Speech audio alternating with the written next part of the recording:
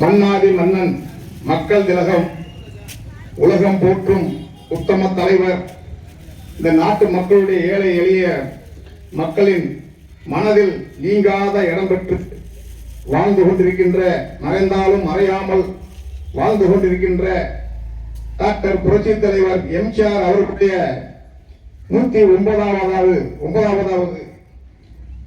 பிறந்த நாள் விழாவை முன்னிட்டு இன்று நமது விருதுநகர் கிழக்கு மாவட்டத்துக்கு உட்பட்ட நமது நரிக்குடி கிழக்கு ஒன்றியத்துக்கு உட்பட்ட வீரசோழன் நகர் கலவனில் சீரும் சிறப்போடும் இன்று நமது புரட்சி தலைவருடைய பிறந்தநாள் விழாவை இங்கு நகர கழக விருதுநகர் வீரசோழனுடைய நகர கழக செயலாளர் அருமை மாமா கார்கோ அப்துல் நாசர் அவர்களுடைய தலைமையிலே மற்றும் நமது நரிக்குடி கிழக்கு பகுதியினுடைய கிளைக்கழக செயலாளர்கள் மற்றும் அணி ஒன்றிய செயலாளர்கள் மற்றும் ஒன்றிய துணை செயலாளர்கள், ஒன்றிய இணை செயலாளர்கள், மாவட்ட, மாநில, நகர பேரூர் கழக நிர்வாகிகள், தாய்மார்கள், பொதுமக்கள் அனைவரும் ஒன்றிணைந்து இந்த நிகழ்ச்சியை சீரோடும் சிறப்போடும் நடத்தி வருகின்றோம்.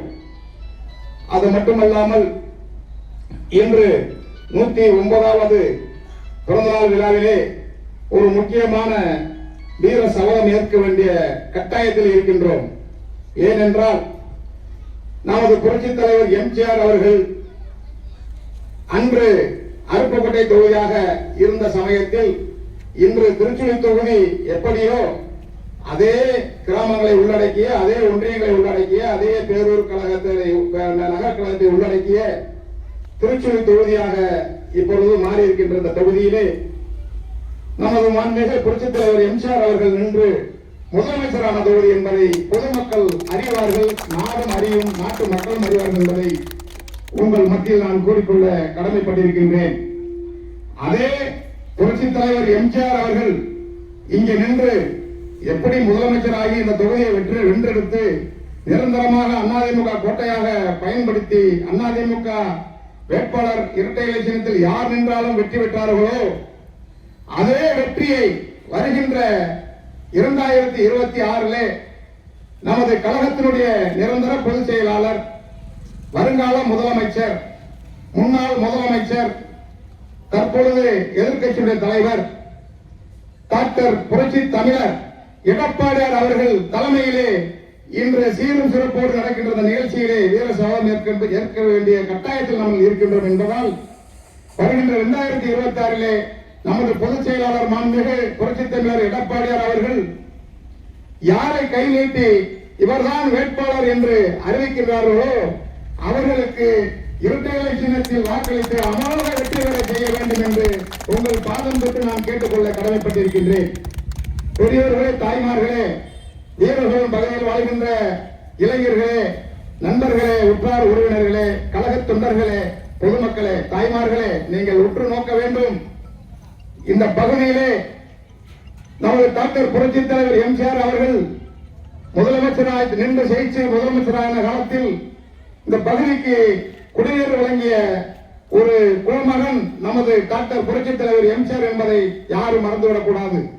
அது மட்டுமல்லாமல் புரட்சி தலைவி அம்மா காலத்திலும் சரி இந்த கிருந்தமால் நதியை தூர்வாருவதற்கு 2013 நானும் எனது அருமை அண்ணன் அப்பொழுது இருந்த விருதுநகர் ஒருங்கிணைந்த மாவட்ட கழக செயலாளரும் நமது தமிழ்நாடு பால்வளத்துறை அமைச்சருமான மாண்புமிகு கே.டி. ராஜேந்திர பாலாஜி அவர்களும் சீரிய முயற்சியிலே 2016 நமது கூட்டணி வேட்பாளரான 2011 நமது கூட்டணி வேட்பாளரான இசக்கிமுத்து அவர்களும் இணைந்து மாண்புமிகு புரட்சி தலைவர் அம்மா அவர்களிடம் இந்த கோரிக்கை மனுவை வைத்தோம். ஏனென்றால் நமது நரிக்குடி ஒன்றியத்துக்கு உட்பட்ட அனைத்து பகுதியிலும் வந்து பாய்ந்து கமதியை நோக்கி செல்கின்ற இந்த கிருந்தமால் நதியை தூர்வாரி நமது ஏரியா மக்கள்,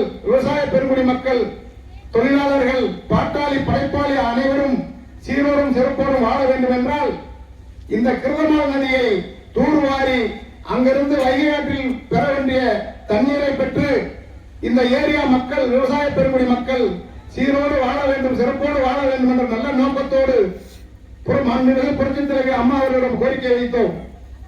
அதன் அடிப்படையிலே 116 கோடியை ஒதுக்கி முன்னாள் அமைச்சர் KT ராஜேந்திர பாலாஜி அவர்களிடம் அந்த பணியை ஒப்படைத்தார் மாண்புமிகு அம்மா அவர்கள். அந்த பணியை சீரோடும் சிறப்போடும் செம்மையோடும் நடத்த வேண்டும் என்று நல்ல நோக்கத்தோடு அன்றைக்கு அமைச்சர் பெருமனாக இருந்த KTR அவர்கள் அந்த பணியை நீங்கள் உங்களுடைய கவனத்தில் செலுத்த வேண்டும் என்று என்னிடம் சொன்னார்கள். அதன் அடிப்படையில் அந்த பணியை மொத்த டெண்டரும் மேலிருந்து தலைமையிலிருந்து அறிவித்த டெண்டர்தாரியிடம் ஒப்படைத்து அந்த பணியை சீரோடும் சிறப்போடும் செய்த பெருமை அனைத்து இந்திய அண்ணா திராவிட முன்னேற்ற கழகத்துக்கு மட்டும்தான் உள்ளது. இதை யாரும் உரிமை கொண்டாட முடியாது என்பதை உங்கள் மத்தியில் நான் கூறிக்கொள்ள கடமைப்பட்டிருக்கின்றேன். அனைத்து இந்திய அண்ணா திராவிட முன்னேற்ற கழகம் ஆட்சியில் இருக்கின்ற போதெல்லாம் ஏழை எளிய மக்களுக்கும் விவசாய பெருங்குடி மக்களுக்கும் உதவியாக இருந்த ஆட்சிதான் அதிமுக ஆட்சி என்பதை யாரும் மறந்துவிடக் கூடாது.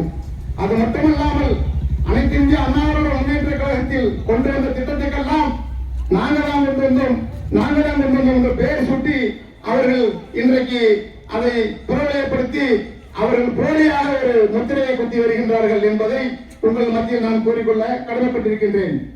இன்று வைகை குண்டாறு காவேரி வைகை குண்டாறு இணைப்பு திட்டத்தை கிட்டத்தட்ட 7500 கோடி நிதி ஒதுக்கி மாண்புமிகு முன்னாள் முதலமைச்சர், வருங்கால முதலமைச்சர், புரட்சி தமிழர் எடப்பாடி அவர்கள் தொடங்கி வைத்த திட்டம் கிட்டத்தட்ட 100 கிட்டாய்ச்சியை வைத்து 2021 ஸ்டார்டிங்கிலே அந்த பணியை தொடங்கி வைத்தார்கள். அந்த பணியை தொடங்கி வைத்த காரணம் நமது விருதுநகர் மாவட்டம், ராமநாடு மாவட்டம், சிவகங்கை மாவட்டம், புதுக்கோட்டை மாவட்டம் உள்பட அனைத்து மாவட்டங்களும் சீரோடும் சிறப்போடும் விவசாயிகள் வாழ வேண்டும் என்ற நோக்கத்தோடு தஞ்சை பெருமக்களை போல, தஞ்சை மாவட்டத்தை போல நமது மாவட்டங்கள் வர வேண்டும் என்ற நல்ல நோக்கத்தோடு ஒரு பெரிய விவசாய பெருங்குடி மக்கள் மகனாக இருந்த எடப்பாடியார் அவர்கள் இந்த திட்டத்தை தொடங்கி வைத்தார்கள். அந்த திட்டத்தை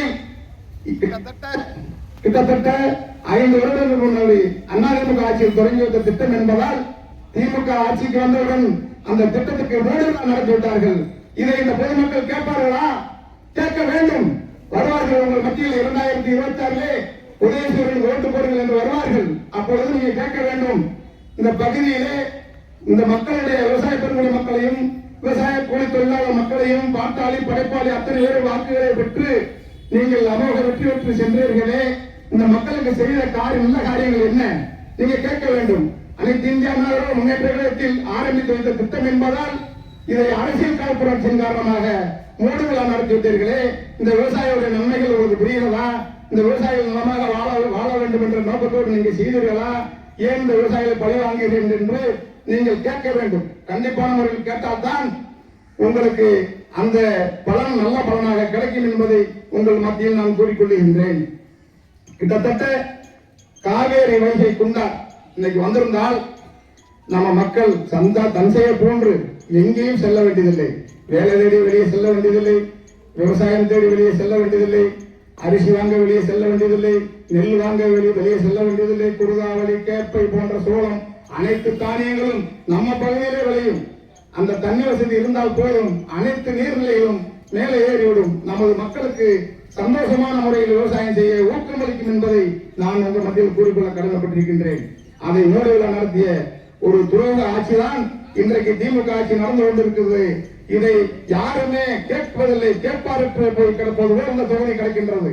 மக்களே, தாய்மார்களே, பெரியோர்களே, நீங்கள் எல்லாம் சிந்தித்து செயல்பட வேண்டும். 2026 மாண்புமிகு எடப்பாடியார் அவர்கள் முதலமைச்சராக போறது உறுதி. அனைத்து இந்திய அண்ணா திராவிட முன்னேற்ற கழகம் ஆட்சியை பிடிக்க போறது உறுதி. நாமல் வைகை காவேரி குண்டார் இணைப்பை கொண்டு வருவது உறுதி என்று உங்கள் மத்தியில் உறுதி கூறி இந்த வாய்ப்புக்கு நன்றி பாராட்டி விடைபெறுகிறேன். நன்றி. வணக்கம்.